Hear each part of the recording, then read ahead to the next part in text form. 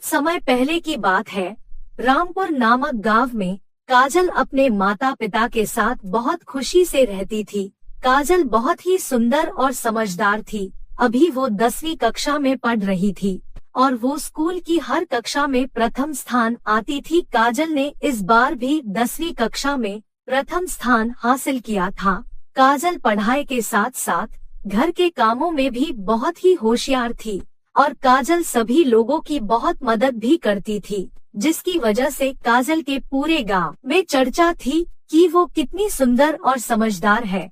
लेकिन काजल दिन के उजाले में तो चमकती, लेकिन जैसे ही रात होती तो वो एक भयानक चुड़ैल में बदल जाती। इसकी खबर अभी काजल को भी नहीं थी। ऐसे ही समय बीत गया और काजल जब 18 वर्ष की हुई तो एक दिन काजल अपनी छत पर टहल रही थी। तभी काजल एक चुड़ैल के रूप में आ जाती है और काजल अपने आप को चुड़ैल के रूप में देखकर घबरा जाती है और अपनी माँ के पास जाती है और उनसे पूछती, माँ देखो ना, मेरे साथ क्या हो गया? मैं कितनी भयानक चुड़ैल में बदल गई। मेरे साथ क्या हो रहा है?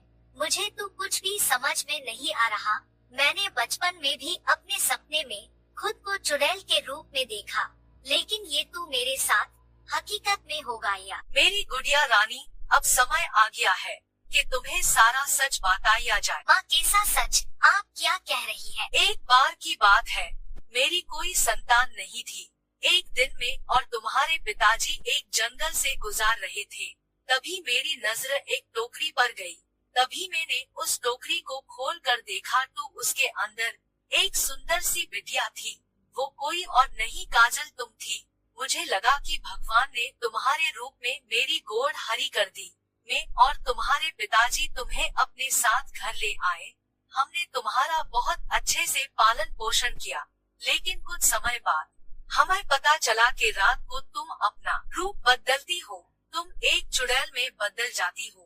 ये राज हमने सबसे छुपा के रखा और तुम्हें भी कभी पता ही नहीं लगने दिया कि तुम रात को अपना रूप बदलती हो। लेकिन आज तुम 18 वर्ष की हो गई, ये राज तुम्हें खुद ही पता चल गया। माँ क्या मैं एक चुड़ैल की बेटी हूँ? चुड़ैल तो कितनी खतरनाक होती है। चुड़ैल तो इंसानों को खाती है। क्या अब मैं भी और चुड़ैल जैसी बन जाऊंगी, इंसानों को खाया करूंगी? नहीं काजल, तुम बिल्कुल भी और चुड़ैल जैसी नहीं हो। तुम तो बहुत अच्छी हो, लोगों से कितना प्यार करती हो, सबकी कितनी मदद करती हो। बस एक बात का हमेशा ध्यान रखना, ये राज कभी किसी के सामने नहीं आना चाहिए कि तुम रात को चुड़ैल बनती हो, वरना इस गांव में हमें कोई रहने नहीं देगा। ठीक है माँ। ऐसे ही समय बीत गया और एक दिन रामपुर गांव पर एक मुसीबत आ पड़ी। 2 चुड़ैलों ने रामपुर गांव पर अपना कब्जा जमा लिया। वो एक के बाद एक आदमी को अपना शिकार बना रही थी। वो दोनों चुड़ैल किसी पर भी रहम नहीं कर रही थी। तभी एक चुड़ैल एक मासूम बच्चे को अपना शिकार बनाती है और वो चुड़ैल उस बच्चे से कहती है, अरे कितना स्वादिष्ट लगेगा ये बच्चा, जब मैं इसको खाऊंगी बड़ा मजा आएगा। जैसे ही वो चुड़ैल उस बच्चे को खाने वाली थी, तभी काजल उस चुड़ैल के सामने आ जाती है। सभी गांव वाले ये सब कुछ देख रहे थे और काजल की बहादुरी की दात दे रहे थे कि काजल कैसे डटकर इस चुड़ैल के सामने आकर खड़ी है। चुड़ैल काजल से कहती है, मूर्ख लड़की, तू भी क्या मेरा शिकार बनना चाहती है? पहले मैं इस मुलायम मांस वाले बच्चे को खा लूं, उसके बाद में तेरा शिकार करूंगी। तभी काजल चुड़ैल से कहती है, चुड़ैल रानी तू मेरा कुछ भी नहीं बिगाड़ सकती, तुझे तू मैं अभी मजा चखाती। इतना कहते ही काजल अपना रूप एक चुड़ैल के रूप में बदल लेती है। उसके 2 लंबे लंबे दांत निकल आते हैं, नाखून लंबे लंबे हो जाते हैं। गांव वाले काजल को चुड़ैल के रूप में देखकर अचंभित हो जाते हैं। गांव वाले आपस में बात कर ही रहे थे कि तभी काजल अपने मुंह से एक भयानक आग निकालती है, उस चुड़ैल को मार देती है। उसके बाद दूसरी चुड़ैल आती है और काजल से कहती है, अरे जिसकी तलाश में हम इधर उधर भटक रहे थे, तो हमें यही मिल गई। अब मैं तुझे अपने साथ चुड़ैल बस्ती में ले जाऊंगी। दूसरी चुड़ैल और काजल में बहुत भयानक लड़ाई होती है। अंत में काजल उस चुड़ैल से जीत जाती है और उसे मार देती है।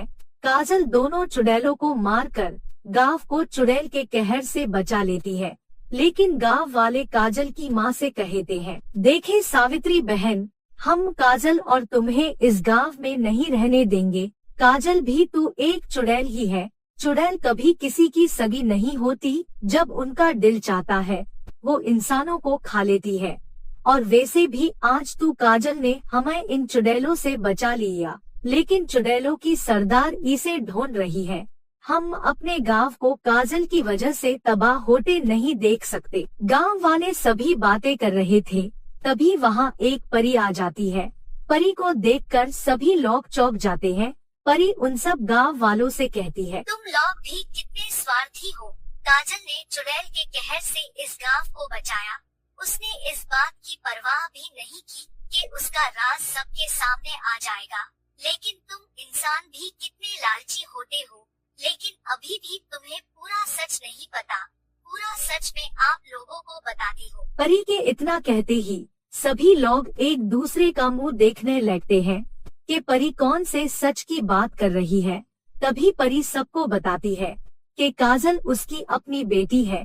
परी की ये बातें सुनकर काजल के माता पिता और सभी गांव वाले चौंक जाते हैं कि एक चुड़ैल परी की बेटी कैसे हो सकती है। हाँ, तुम लोगों ने बिल्कुल ठीक सुना। काजल मेरी बेटी है। ये बात बहुत पुरानी है। एक बार मैं पृथ्वी लोक पर आई थी और मुझे भूत से प्रेम हो गया था। मैंने भूत से शादी कर ली थी और उसके बाद मैंने काजल को जन्म दिया। लेकिन परी लोक में किसी को भी मेरा भूत से शादी करना मंजूर नहीं था। और चुड़ैल की सरदार अवंतिका को भी मालूम हो गया था कि मेरी और भूत की एक बेटी है। वो उसे मारकर बहुत शक्तिशाली चुड़ैल बन सकती थी। इसलिए मैंने एक फैसला किया और काजल को पृथ्वी पर छोड़कर परी लोक चली गई। इसलिए काजल भूतिया परी है।